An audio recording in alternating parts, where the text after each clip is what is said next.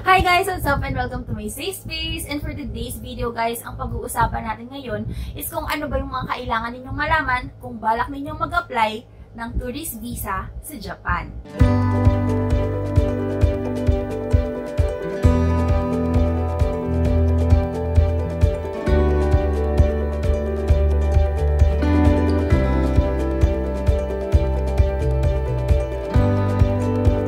So as we all know guys, kakabukas lang ng VFS Global.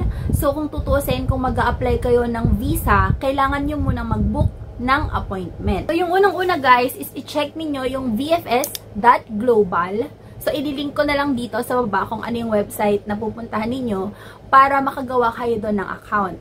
And then, after that, humanap kayo ng time, 'di ba? Magpapa-appointment kayo. So as of now guys, merong 1 2 3 4 5. Meron tayong 5 na center ng VFS Global dito sa buong Pilipinas.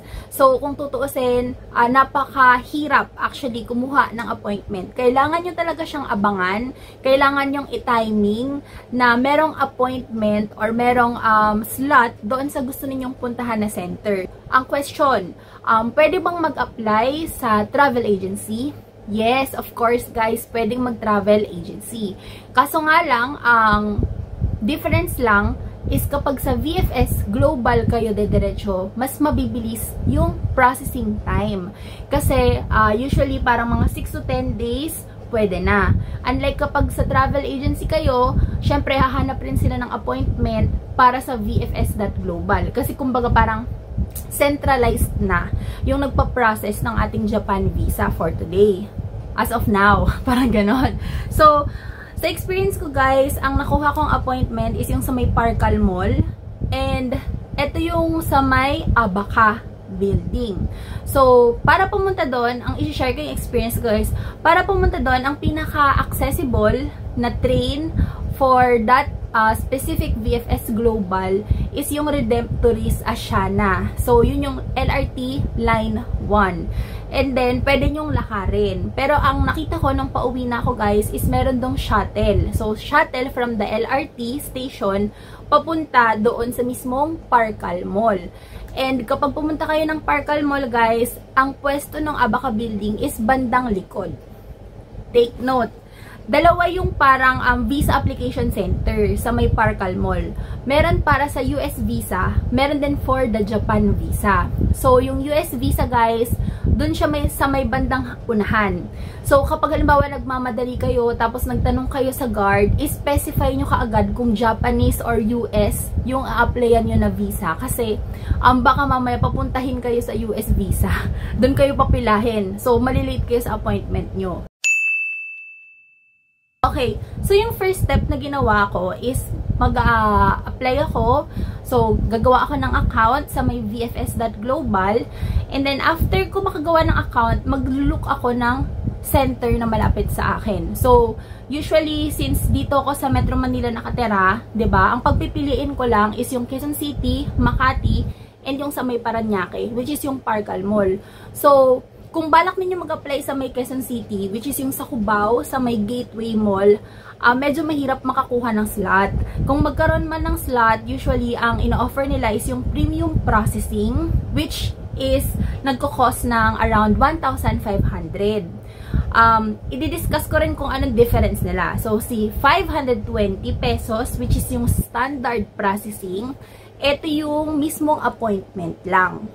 Kapag yung 1.5 yung pipiliin ninyo, hindi siya guaranteed na makakakuha ka ng visa, pero mas magiging madali ang buhay mo kasi hindi ka napipila.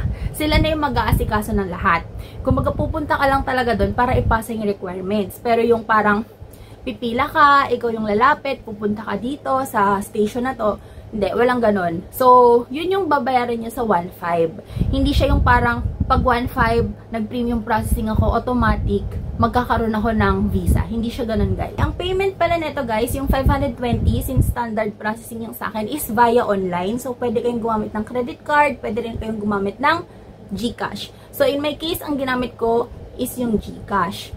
And then, kapag nakapag-successfully book na kayo ng inyong appointment, magbibigay sila sa inyo ng appointment letter or yung confirmation. And then, kailangan ipiprint nyo yun. Kasi, pagdating ninyo doon sa may mismong appointment site, kailangan nyong ipakita yung printed copy. Meron doong QR code. Kailangan nyo i-present yon sa mga guard. Di, ito na nga. Appointment ko na, 'di ba? Appointment date ko na. Netong appointment date ko, so pagpasok ko doon, hinanap ko pa siya. So third floor, pag sa Parkal Mall kayo, third floor siya. Ngayon pagpunta ko doon, time ko na kasi ang appointment ko noon is 12 noon, pero parang mga 11:45 andun na ako dahil nakalagay doon sa confirmation page 15 minutes before nung appointment mo, kailangan nandun ka na. Kaso nagkaroon ako ng problem. Alam niyo kung bakit? Kasi meron akong dalang backpack. And nung time na yon ako lang mag-isa, wala akong kotse, wala akong kasama. So, kailangan, pagka ganun, bawal kayo pumasok kapag meron kayong bulky na mga bitbit. Mga small bags lang or parang mga folder lang yung pinapayagan nila. So, fortunately naman guys, sa Parkal Mall, merong locker rooms. So, ang locker rooms doon, nire-rent siya for 30 minutes. Tapos, pwede kayong mag-extend. Ang bayad lang naman doon is 30 pesos. Pero, kailangan yung mag-book online. So, eto na. Dito na ako nagkaroon ng struggle. So, pagdating ko doon, syempre, 11:45. Sabi kasi diba 15 minutes before, dapat nandun ako. Pagdating ko rin sa may entrance, ayaw ako papasukin dahil meron akong backpack. Kailangan ko daw iwan yung gamit ko sa locker. Syempre, since first timer ko doon, hindi ko alam kung saan. So, bumaba ako. Walang tao sa lobby. Wala akong mapagtanungan. Walang guard. Pero meron akong nakita na yung parang brochure or yung parang flyer. And then mag-i-scan ka lang doon. And then, doon ka na rin magbabayad. So, trinay ko siya. Pero ayaw ma-access. So, ang ginawa ko, umakyat ulit ako ng Visa Center. Tinanong ko yung guard. Sabi ko, saan po ba dito yung mga locker room? Sabi nila sa basement. So, pumunta ako sa basement. Pagpunta sa basement, parking yung nandun. Hindi ko mahanap. So, ibig sabihin guys, pag pumunta kayo doon sa Parkal Mall at hinanap nyo yung locker room, walang mga signage. Nakalagay lang basement, pero walang specific na pagdating nyo doon sa parking area, locker room na malaki. Or parang shower room. Walang ganun. Kailangan yung hanapin. So, from the elevator, ayan, bibigyan ko kayo ng tip kasi naranasan ko nahassle ako. So, from the elevator, pagbukas ng elevator, di ba, basement parking. Paglabas ninyo, sa may left side, dun yung girls. Sa may right side, dun yung boys. So, magkahiwalay pa sila.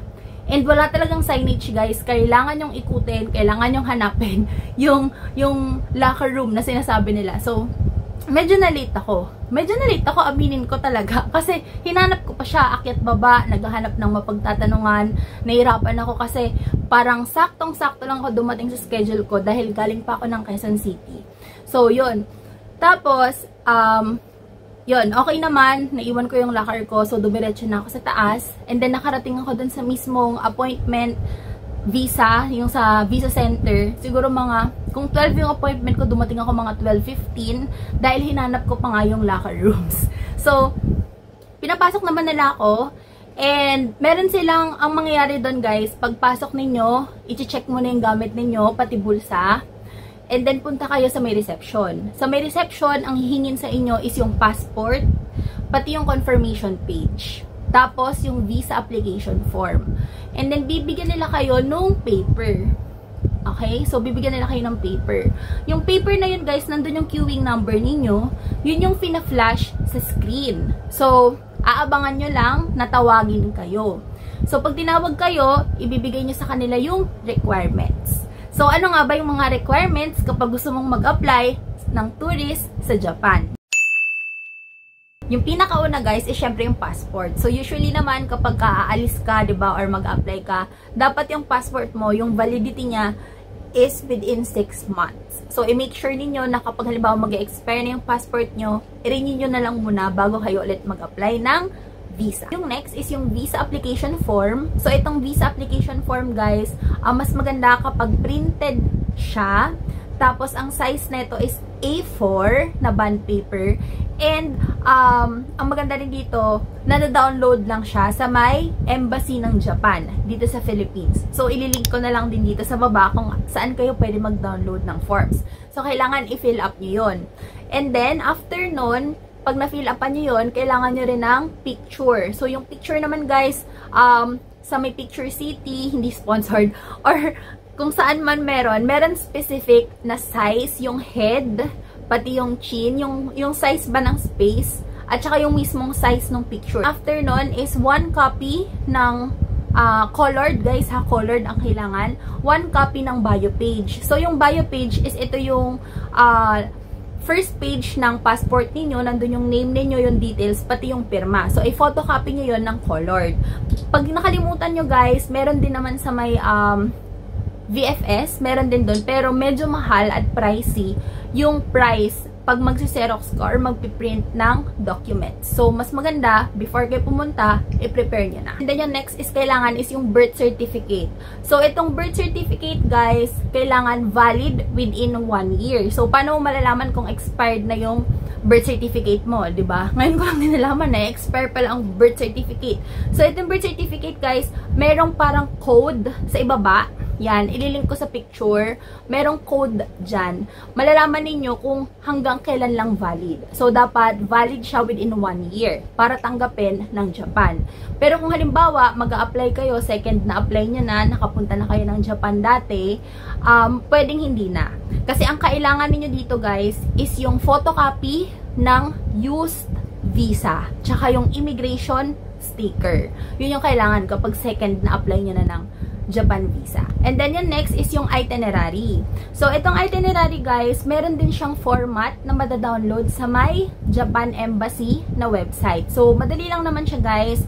3 column lang siya or 4. Parang date, tapos yung activity ninyo na gagawin, yung contact number, and then yung accommodation. So, i-fill out nyo lang siya. So, for me guys, gusto ko lang din i-share yung profile ko. So, ang profile ko guys is self-funded. So, wala akong guarantor, wala rin akong sponsor, at wala rin nag-invite sa akin. So, tignan niyo guys sa embassy ng Japan kung ano yung mga added requirements. Kasi magkakaiba yan. Magkakaiba yung requirements kapag merong nag-invite, pag merong sponsor. So, as for me, ang i-discuss ko lang is yung self-funded. Yung pinakauna guys na kailangan ninyo is yung bank certificate.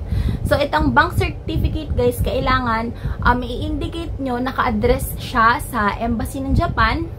Tapos, meron ding average daily balance. So, itong average daily balance, good for 6 months. So, itong mga bangko guys, meron silang specific na computation na sila yung naglalagay dun sa bank certificate kung magkano yung ADB mo.